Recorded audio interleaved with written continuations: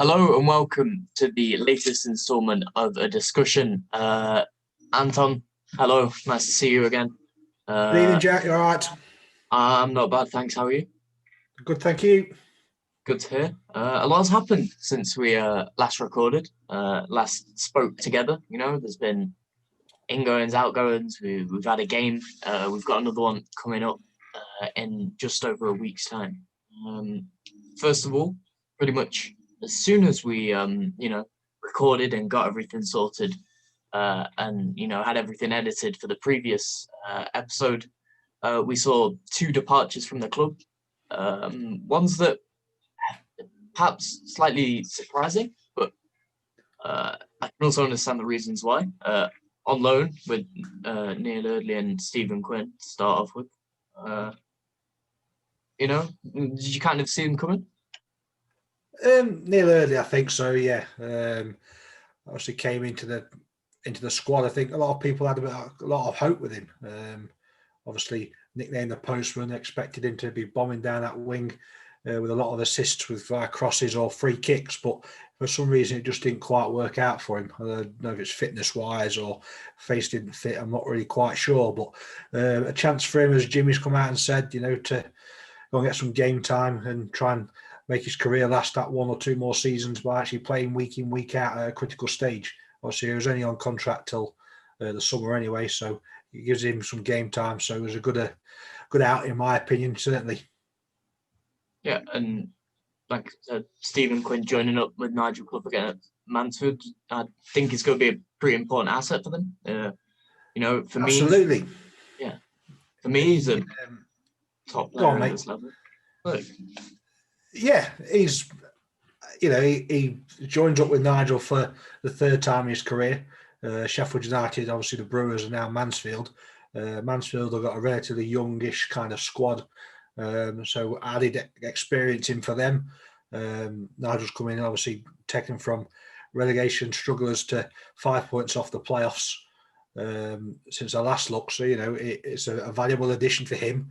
I think a lot of people would have expected Nigel to come in for some players, at least one, maybe another. But Quinny taking reduced terms in the summer to stay with the club and help the club out. I think great help for him. But again, I think this season probably hasn't quite worked out the best for him or for obviously ourselves. So obviously with Jimmy coming in, he wants that bit more energy in midfield. I think through a lack of legs on his part, maybe. He's still got the skill, but obviously not sure if the way that Jimmy wants us to play would have fitted in anyway. So it's another one nice to get off the wage budget and again have a chance to make his career a little bit longer. yeah, as I was going to say until we got into that awkward kind of section there, I think for me, in his when you play him, in his role in his system, if he's in a team that suits him, which I'll probably say Clough's gonna kind of roughly kind of build his team around Quinn at Mansfield, but I still think he's one of the best players in this league, and we saw it, like you said, not so much this season. So maybe, as you said, legs are going a bit, he's getting on a bit, but first two seasons for us, he was incredible here, and sitting kind of at the base midfield, sometimes pushing forward, into a more advanced role. He was a good player for us, but as you kind of alluded to, I think the right time to kind of, send him out, especially when, we've got a lot of midfielders at the club now and a lot of people who, once again, as you said, would kind of, suit Jimmy's system better than Quinny does. So seems a sensible decision for me. Yeah, 18 months ago, well, she started training with us probably 2 years ago. He came in and I don't think anybody would have expected him to still have been with us at this moment in time. So for him to move on now, we've done really well to get 2 years out of him. Obviously, going back from his past career, he's certainly played at a higher level. And certainly you can see that through his experience and the talent that he's got. So he'll be a massive asset to Mansfield. He's been great for us for the short time he's been there, and I certainly wish him all the best, and I'm sure you do as well. Yeah, I do. And, like I said, sad to see him go, but it seems the right decision. And, kind of also kind of as bad as this may sound, I think it kind of puts him. It's kind of putting himself in the shop window a bit for the end of the season as well, because as we've just mentioned, he's still a very good player. I don't know if he's going to be sticking with us, over the summer. But if he doesn't, then there's that it gives him. He's going to go and prove himself in League Two, hopefully, and kind of with all due respect to Mansfield, he's kind of. I feel like the phrase stepping stone is a bit harsh, but to kind of, and for all we know, he may well go and join Mansfield, but it's a good chance for him to go and really prove himself at that level, because he's done it at this one, but struggled a bit this season. Just kind of go, remind people that he's there, and people will come in for him, and I'm sure they will. And I guarantee that Nigel Clough and Mansfield will be one of them if circumstances come about. I would guarantee that I think the first phone call, the first club to come in for him would probably be Mansfield. Nigel likes to build a squad and players around him that he's aware of and he's used before and can trust. So I think Quinn fits that mould perfectly well, and I think he's a very good fit for Mansfield. As I said, his experience and the young lads in there, I think it's a good blend in there. And if Mansfield certainly don't get promoted this year, I would expect them to be there or thereabouts next season, and we're pushing on that door. So all the best for Stephen. Yeah, all the best to Quinny. Another player who would be wishing all the best to, this time on a permanent departure, is Stephen Lawless, who, was brought in by Jake in the summer. It just never really worked out for him, I think. There was glimmers of quality, I thought, when, played those times, kind of coming in off either wing in the centre at times, when we kind of, played about with that system a bit as kind of like a 10, and, glimmers of quality, but just didn't work out for him, unfortunately. And it seems to me the right decision. He's gone and joined, gone back up to Scotland, and that's and I think those are kind of a hint of, there's some family reasons behind that as well, which makes even more sense for him. So, it seems again like a pretty sensible departure. Yeah, I think I say all the best for Stephen again, going back up to Scotland. I think that's where he started career at St Mirren as a youth team player. So good place for him to kind of rejuvenate what's going on. Obviously, he came to us in the summer. I think probably in the background, it was probably a Cloughy signing, one that he probably sorted out before he left. Again, the few minutes he had, I think he did show glimpses of his what he was capable of doing, but for some reason, it was through injuries or the pace of the game, but he just didn't seem to quite work out for him, unfortunately. And he's got a chance, for the family reasons, he's had to go back up there. The club have obviously come to some deal to allow him to finish his contract early and leave up there. But all the best for him. Certainly got quality. You look at the highlights from before he came to us, and he certainly made plenty of assists and scored goals. So he's certainly got the talent. But again, it just shows, I think, the difference between the Scottish leagues and the English leagues. It's sometimes not as easy as people think. And I think there is a big difference in quality between the two leagues. Obviously, we've been blessed, haven't we, over the years with Jackson Irvine, Scotty Fraser coming down. And Clough's obviously also unearthed some gems in the past as well through his Derby days. So, it was one that we took a gamble on maybe. It hasn't quite worked out, but obviously I wish him all the well up there.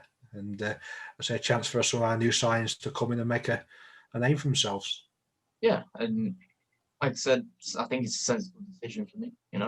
There's a lot of reasons that have kind of contributed to it. We've also, we've got a lot of other, we kind of switched on, we've also got a lot of cover in midfield. So if it's, family reasons, family comes first for everyone, if you ask me anyway. So, makes sense. Sad to see him go, because I thought that at times he looked like he had quite a bit to offer for us, but I'm sure he'll go and, have a good time playing up in Scotland. And yeah, I think I'd like to see him more in that number 10 role. I don't think the system probably quite suited him either as much. And I think going forward, we've probably got players that Jimmy wants to play in that position. But I'd like to have seen him in that number 10 role, similar to that Mark Duffy kind of played back in League One when Jimmy came in and brought him in on loan. He looked like he could turn quite naturally with the ball, light on his feet. But I say he just never really got going or given a chance or running the team through injuries or whatever. So, you say I think it's a good deal all around, I think. Yeah. And with 3 outgoings, we got an incoming in Parker. Relatively experienced attacker. He can play up front. He can play on the wing. We saw a glimmer of him against Gillingham, but against Ipswich. Sorry, that's 1 week too slow there. But we saw he came on. He looked okay, but we'll kind of touch on the Ipswich result in a minute. What did you think about the signing before we went and played that game on Saturday? Sure, probably the first thing when he signed an attack, he did the same as me and looked how many goals he'd scored. And the grand total of 0 for Wycombe was quite a worrying sight to think, what have we signed here? But looking back again, trawling through the internet and looking at some highlights of his career and looking down at his stats, he scored some important goals and some big goals for Gillingham in his career. Obviously, he went out abroad and tried his craft out there. It didn't quite work out, but he looks a clever player. Say you were touch on the Ipswich game, I think in a minute, but he looks like a clever player. He might not be the one to score the goals, but he looks like he's got a little bit of intelligence about him. He's a big lad. It looks like he's good in the air. Another option for set pieces by the looks of it as well. So again, I think it could be a clever signing. Maybe not a world beater in the fact that he's going to score a stack full of goals, but I think certainly a support for Kane up top, Vernon, Aikins on the wing, or any other incomings, or any other player that's going to play out there. We'll probably touch on our friend Colin Daniel, the Marmite player of everyone. But I think it looks like a clever signing so far, and it surprised me a little bit at the start. But looking into it and reading into it a little bit more, it does look like quite a shrewd signing by Jimmy. Yeah, and I mean, I know it gives us competition as well. And I think I read, and correct me if I'm wrong with this, I read a Jimmy quote where he mentioned something about wanting to have 2 quality players for every position. And, we didn't really have that. We only had, Kane was our only natural striker at the club. Obviously you had a lot of players who could cover there, but none of them were really natural. You had Lucas, who we've already discussed, just is better on the wing. Burnham played up front at Grimsby for a bit, but I don't think he suits the system. So yeah, it's good competition, good cover, and hopefully it'll be a bit more than that. And like you said, coming to an asset for us, get some contributions down. Almost got one on Saturday, but it looks like a pretty smart acquisition. Yeah, hopefully. I think all of Jimmy's acquisitions have got to be smart and have got to hit the ground running very sharp, haven't they? We haven't got time to haste and look around at the minute. They've got to come in. So I'm sure he's done his homework, as well as Dino has done, through either managing certain players before, or obviously being in contact or watching reams and reams and reams of video clips. So I'm sure he'll work out for the best. So anyway, on to Saturday, which was, I think, one of the few times this season where we've actually lost a game and felt a little bit hard done by. I think,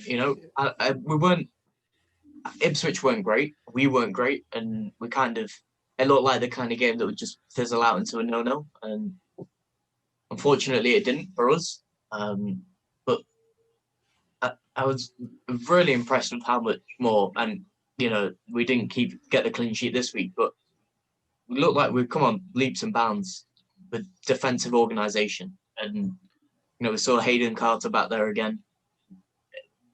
Really good performance from him again. Obviously, John Joe O'Toole got subbed off through injury pretty early on, but Michael Boswick, again, for me, possibly the best that we've seen him this season. It was, and we're improving, Anton. Yeah, definitely. Jimmy's had another week on the training ground. The players have had another week to kind of prove themselves and show that they should be part of the squad.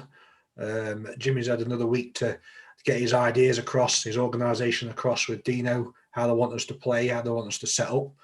The back two that were forming originally, obviously at Gillingham with Carter and O'Toole, looked really, really good.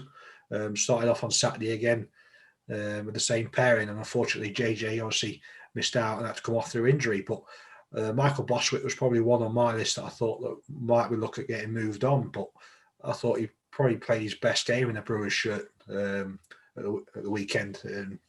So, yeah, and it's good. It's good that players, even though they are out on the fringes, they're still battling hard and they want to play for the badge and, try and get us out of this mess. So, Jimmy's early doors, you can see that the work he's putting in is starting to reap rewards. As you alluded to, it wasn't a spectacular game on the eye. We had more shots than the opposition, which I think is probably the first time this season. If you look back over 8 shots to 6, but only one of them for us on target, and that's the bit that is really, really important now to stay in this league and to stay up. We've got to win games, but to win games, we've got to convert our chances. And so we might only get 1 or 2, but we've got to make sure that there's 1 or 2 on target make count. And Ipswich had 2 shots on target. And another game, the goal, came through a deflected shot, cross, from a corner, which obviously wrong-footed Lucas and left the man kind of free to nod it in at the back post. But, the signs are definitely there as improvement. Ipswich aren't a bad team. They're not runaway leaders. They're in and around the playoffs. They're an ex-Premier League side, an ex-Premier League manager. I know they've been on a bit of a barren form of late, but, they're no mugs either. They hadn't played for a while. They had a lot of time to get players back fit, and I think that was probably their strongest 11 they could put out. So to lose 1-0 and to feel really aggrieved is, the result isn't great, but the performances are starting to click now, and hopefully those performances will grind out into results, which need to happen really quickly. And you said, we were defensively organised, but like you kind of touched on, we did have 1 or 2 chances, and Charles Vernon, a bit of fortune involved in it with, Ryan Edwards' cross clipping off the bar, pulls to Vernon, defender makes a pretty good block, and then, Josh Parker late on, could he have scored? It's the kind of chances that we had. There's an occasion where I think it was Charles Vernon gets in, on the byline, cuts it back. Joe Powell couldn't get there. Brayford skied from the edge of the box. But I think the important thing is that we are creating them, and I think with the chances that we had, like I said, Parker came close, Vernon came close. On another day, Powell might get onto the end of that cutback, and he's got the whole goal to shoot at from 10 yards out or so. But it's positive to see that we've managed to kind of improve defensively, but not at the expense of our offensive work, really. I mean, like I said, we're probably going to create less chances now, but the chances that we create are going to be good. They have to be good, first of all, because otherwise we're going to struggle. But, we need to really kind of, the more we have to convert them at the end of the day. And somewhere where we perhaps were a bit unlucky and weren't great on Saturday. I love that word, unlucky. For me, you create your own luck. I'll ask you now: should Charles Vernon have scored that chance? Yeah, I think he should have. It's a good block. Don't get me wrong; it's a very good block, but he's hit it quite low down, hasn't he? If he hits it in the air and upwards, the only way he's going to save it is by using his head. And the likelihood of him getting his head there is pretty slim unless he puts an arm up. So for me, I think that lacked a little bit of experience for me. It was a good block. As I say, he acted on instinct. It was a good connection, but you create your own luck, and really we should have done better with that chance. You touched on Joe Powell there again. Jimmy's come in and changed how the midfield dynamics kind of work. Obviously, Wallace came out of the team this week through injury. And Kieran Gilligan got a chance to stay in there. And he's a shuttler of space, the same as Ryan Edwards. And those two kind of go and do the donkey work, and that allows Powell to not kind of abstain from his defensive duties, but not having to work as hard off the ball and then find space and pockets when we have got possession. So hopefully that in time will make him probably more effective. So hopefully the system will adapt to him to be getting on the end of things and making things tick a little bit more. Yeah, and you mentioned a name there, someone that I was eager to touch on because we haven't really yet talked about him too much. Kieran Gilligan got the start with, Kieran Wallace picked up a knock and, he wasn't available. We saw him in a bit of a deeper role to what we saw him kind of working on a Jake, as kind of sit, like you said, shuttling across in front of the kind of, sitting in that space between the midfield and defensive lines. Ipswich were a big team, but he put himself about, won a few headers, which was a I big think he thing for lost a me. header. I think he actually lost a header, which was great to see. As you say, he's been asked to play this different kind of role. I think when he first came into the side, everyone thought he was going to be a bit like a Quinn, where he's always within 5 yards of the ball. He'll lay it off to somebody else and go and find it again, recycle it, and whatever. But in the last couple of weeks, he's certainly been that space shuttler, as I call them. You go back to Tom Naylor when he was with the club. I know he had a bit more about him in box to box and getting the goal here and there, but obviously a bit more athletic in terms of build and height and everything. But the glimpses of Gilligan where that we've talked about it before, because we're playing higher up, we need to cut the source out. We need to cut the ball coming out from the source rather than waiting for the ball to come to us. And I think he's a big key to that, is that him and Edwards will shut the ball down and not allow the opposition to kind of thread those balls through. So he's been absolutely brilliant. His first year as a professional footballer so far, he's one of our few shining lights, you'd say, the season's gone on. Yeah, and it's always, like I said, it's always good to see a young player come through, put himself about, get himself in the team.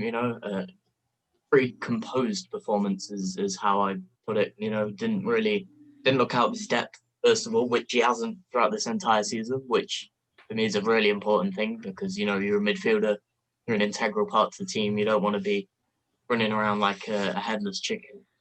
But, he. It worked for Robbie Savage for 20 years, probably. But yeah, he looked good. And a lot of players, kind of, whether it's, that new manager lift, kind of pick themselves up a bit and have looked better. You mentioned Joe Powell as well. And, a few players who have improved, which is good. Yeah, definitely. But there's still a lot of improvement to happen as well. The gap between the games of 10 days will be a really big plus for us. The first probably week of training would have been very, very hard work, and I'm sure Jimmy would have, made them give absolutely everything. But the 10 days in between the last fixture, obviously, till the next one against Shrewsbury, if it goes ahead, gives Jimmy more time to get his ideas, get his organisation into the group. So it's a really good time still for the Albion. New lease of life, some fresh faces. Hopefully a bit more of an uplift around the place rather than a bit of doom and gloom. So yeah, and moving on to that kind of, we've, like I said, we've got 10-day break. First signing of this kind of week, bought in earlier. Dylan Barnes, goalkeeper. From on loan from QPR, he spent the first half of the season, or 3 months or so, on loan at Hibs, where he was then recalled. He's joined us. It was a surprise signing for me, Anton, and I think we're going to have to do a bit of picking around this one because there's a lot to look at. Yeah, I think when I saw it flash through, I was a bit puzzled, I'll be honest. Obviously, Jimmy made a big call in game one, obviously recalling Garrett to the starting lineup. And then he's brought in Dylan Barnes. I assume he must have played with, he must have had on his staff when he was at QPR before. So, he looks like a commanding goalkeeper. And, if we talk about, if it's all right with you, if we talk about the options we've got already, obviously he's dropped O'Hara, who for me is probably the best shot stopper we've got. He's brought in Garrett again, whose shot stopping is quite good. His handling for me isn't as good as O'Hara's. Certainly his command of his area isn't. So Jimmy's obviously seen something that's missing in that area and brought competition in. Does that mean there was going to be an outgoing? That's 4 goalkeepers, I think, senior goalkeepers we've got on the staff. Obviously, Hawkins was on loan at Mickle over early in the year, whose season has been suspended at the moment. So, that's 4 wages and for one position. So it certainly needs someone to go out, at least one to go out on loan. And you would have thought that would be either Garrett or O'Hara. But as you say, with Garrett being recalled to the lineup in the last 2 games, you look and think the big signing of O'Hara in the summer is either one that's going to get the chop. But it was quite intriguing. It really, really is. I certainly didn't see that one coming at all. You're a goalkeeper, so what's your thoughts on it? Where do we go from here with this, with the goalkeeping department? I mean, with goalkeeping, competition as well is healthy, and I think we have 2 pretty good keepers for this level, in O'Hara and Ben Garrett, who we both brought in permanently over the summer, and it was kind of like you said, I was interested because I don't think 3 goalkeepers, 3 presumably first team goalkeepers will work. So, when you kind of mentioned about an outgoing, I think that's what's got to happen. And it would be interesting to see who, like we said, we're kind of hedging our bets on O'Hara at the minute, purely because he's Ben Garrett started the last 2 games, or has he been put in the shop window to be sold? Has he been told, right, go and play the next few games, you're going to bring somebody in, you go and prove yourself, and someone's going to come in either in League One or League Two and see that there's a goalkeeper available. I've tried to look at it the same as you in so many different ways, and it's really, really is an interesting one for me. It really is. Yeah, and I think that the fact that Barnes has been, brought in on loan, which obviously we have got limited loan slots, although they're pretty kind of, we're not pushing the boundaries on them at the minute. It kind of says to me that he's going to be our first choice. And the fact that, from what I could read into it, QPR recalled him from Hibs because of the lack of game time. So it wouldn't make sense to me for them to, bring him back from Hibs because he wasn't playing and then send him out somewhere where he's going to sit on the bench every week. So for me, like I said, it looks kind of like it's just kind of pointed towards him being the number 1. It's all about who's going to, be backing him up, going to be pushing him. Could be both of them. I don't think that would work brilliantly because at the end of the day, with a goalkeeper in the goalkeeping position, you need consistency. And for me, you don't really want to be, as much as, healthy competition is, you don't want to be switching it up every week and starting, Garrett one week, O'Hara the next, and then playing Barnes in midweek. But so yeah, it's kind of, and I kind of segued into a possible O'Hara departure, which or Garrett, O'Hara or Garrett departing. Which do you think it seems a bit? We don't know what, if anything's, how performances have been on the training ground and how they've kind of gone with the new manager, and I don't really want to speculate too much, but does it come across as a bit harsh on either of them, who have both, obviously O'Hara conceded a lot this season, but for me, he was far from our worst player, and Garrett has come in for a few games when he's been needed and has looked good, made a good save on Saturday again from a header. Like you said, it's a really weird one, and I think it'll need an announcement for us to all get our heads around it. Yeah, I think it takes a genius to work out. I'm not Ben Garrett's biggest fan. I think he's come in and done. He's done well the last couple of weeks. He's made the saves when he's need to, but for me, they're quite regulation saves. Obviously, we had O'Hara last year, and he dropped some clangers then. He's not been perfect this year. So the goalkeeping department, we had 2 okay goalkeepers, but we've never had an outstanding goalkeeper. And I think, you look at it over the years, and John McLaughlin's probably the last steady Eddie goalkeeper that we've really, really had that kind of worked really well and looked like he was comfortable as such.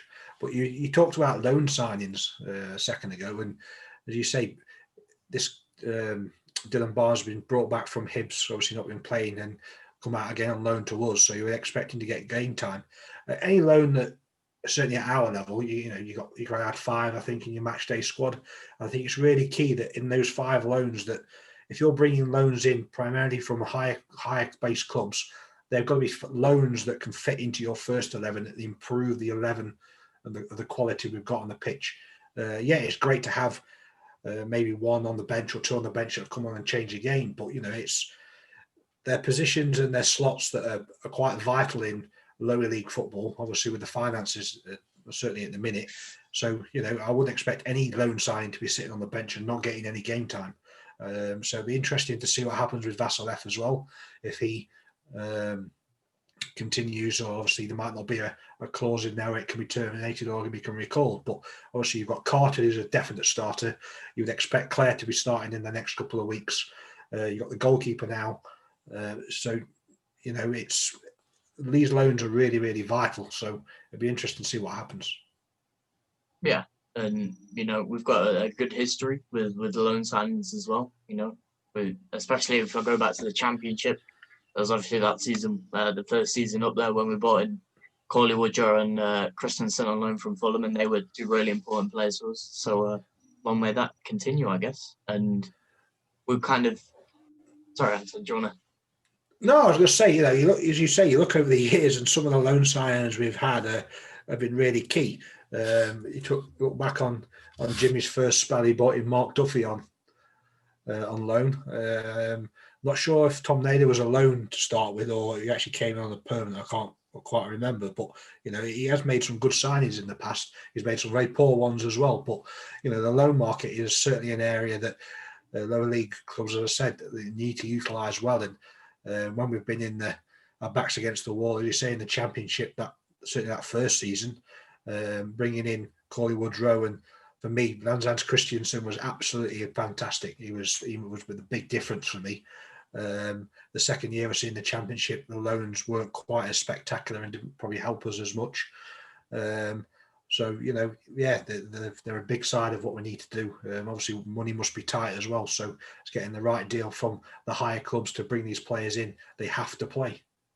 Yeah, and I suppose all our questions will be answered when we host Shrewsbury, which is 6 days from when we're recording this. So we'll only briefly touch on it because I'm sure that something's going to happen until we play them. Postpone, could be more signings, it could be anything.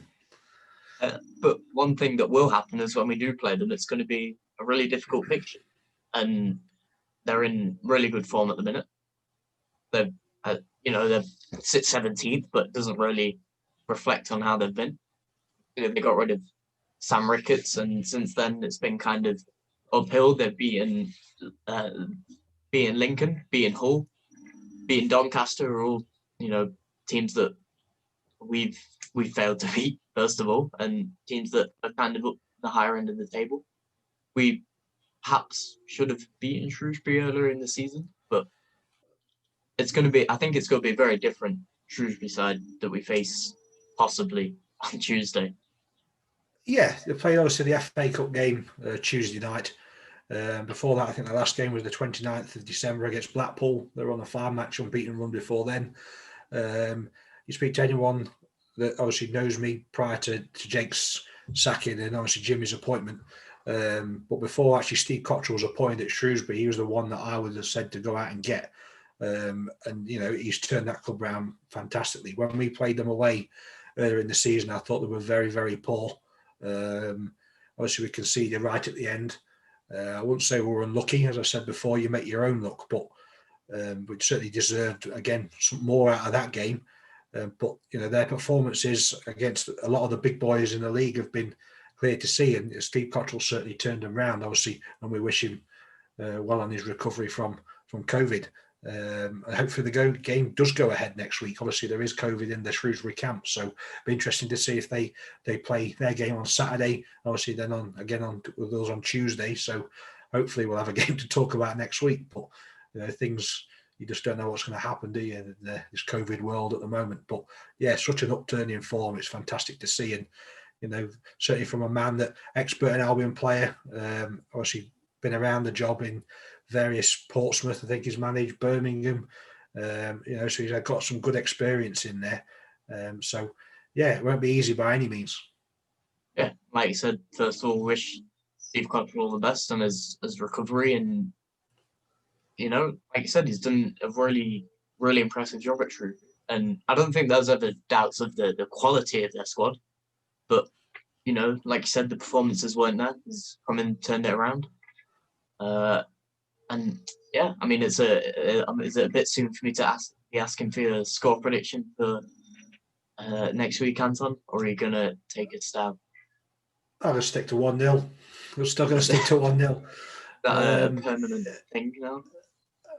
Probably, yeah. I think so. After the first time of Jimmy's reign, I think 1-0 was a good on the betting slip. So it'll be some money then. So we'll earn it some money now. But you know, I think you touched on there and said that Shrewsbury hadn't got a bad squad before. I think they've had some obviously movement in the last couple of weeks with the transfer window. Well, obviously Steve Cottrell had to come in and work with a squad for a couple of weeks before the transfer window started, whereas Jimmy's had to come in kind of blind to what's going on a little bit. Obviously, he would have done his research, but you know, he's had to act on impulse almost and straight away. Whereas Steve Cottrell had a lot of time to assess his squad, find out all the characters in there. So you know, players have had chance for him to kind of earn their place and earn his respect. Whereas you know, Jimmy's kind of had to act on this impulse. So two massive, similar jobs in the fact of where we are on the table, but two completely different jobs and how they've had to try and rebuild and get the two sides getting back to form. So really interesting to watch, really. With that, you know, we're gonna push on and hope for that. What would be, you know, another really important victory for us. You know, what's your prediction, by the way? You've asked me, but you never answered yourself. Am I allowed to steal your score prediction as well and go with a 1-0? Or yeah, everyone's allowed to go. We'll go with a 1-0. Yeah, what happened the first week, and technically it was 1-0 the weekend, so that's not the right way around. Yeah, I mean, it'll be an interesting one to see how it plays out. Yeah, we've said Jimmy's had 10 days in between fixtures, another 10 days on top of the 2 weeks he's already had to get this squad more organised. I would expect there'll probably to be one more in and probably one out, maybe more. You just never know. But you know, he's got to get it right. I think the early signs are he is starting to get it right. But there can't be any more ifs, buts, maybes. It's got to happen now. It's got to start happening. There's over 60 points to play for. You get 50 of them points, you're laughing and you need the playoffs. I know that's a massive, massive dream. But, you know, if we can get 40/30 points, we stop up. Yeah. It's only half the games. Yeah, and I'm sure another recurring thing throughout the rest of these episodes will be that we have to win this game, or you know, we have to go there and get a result, and it's the same for Tuesday. And yeah, I mean, I think it's important we don't lose. We keep a clean sheet, we don't lose. We pick a point up. We have to start winning. That's a must. But clean sheets will get us points. Goals will get us victories. It's finding that right balance. And you know, Jimmy did it in the past where he built a competitive side that was structured and organised. That he knew that if he went 1-0 up, he wouldn't concede. And it's getting to that 1-0 up stage that we need to do consistently now. And fingers crossed we'll be able to achieve that on Tuesday. Anton, thank you very much for joining me again this week. And no problem. We had a lot to talk about. I think we've got over it pretty well. So, yeah, and I guess I'll catch up with you next week when we're reflecting on a 1-0 Burton win away at Shrewsbury, should the game go ahead, of course. Or at home. Don't do my trick. I said away, it's at home. Yeah, hopefully a positive result at home. Hopefully a bit more business in and out. And again, hopefully those smiles on Burton Albions fans will start to reappear. Yeah, and hopefully not too much that we've missed in the build-up to that game. Once again, Anton, thank you very much, and we'll see you next week. See you, folks. Yeah.